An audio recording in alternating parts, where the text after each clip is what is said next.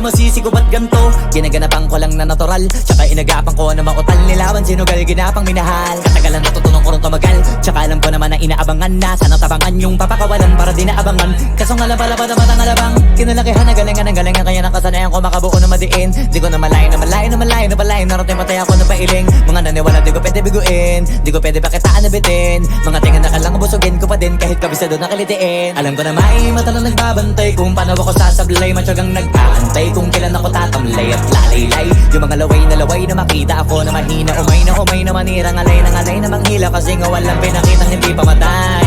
Na napasarap mag-rap, ang daming nagbago mula nung kilalanin ang tao. Daming nagtulak sa'kin, palaging maging ganado. Palaging takado, pag kumalaw palaging planado. Daming pasabog, kailangan pag malawak ang sakop. Ikaw din ang talo sa laban, pag nabalot ng takot. Kung saan ka aabot, takutin lahat ng mahahakot. Yung dami ng pagod ay may sukli pag di ka madamot. At kung di ko tsinaga, baka nauwi na sa wala. Ganito pala to kalala, kita mo naman na napala. Paano ko hindi ko ginawa, yung iba di makahalata. Malaki na ang nakataya, marami na pwede mawala.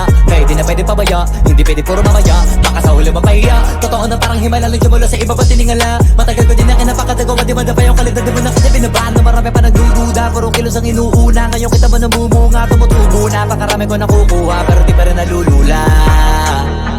Tas sa ugali wala pa rin binago. Tao pa rin pag umaharap sa tao. Pero pag usapang rap pa, iba ako. Literal na may bago kong naabangan sa tuwing may ilalabas na bago.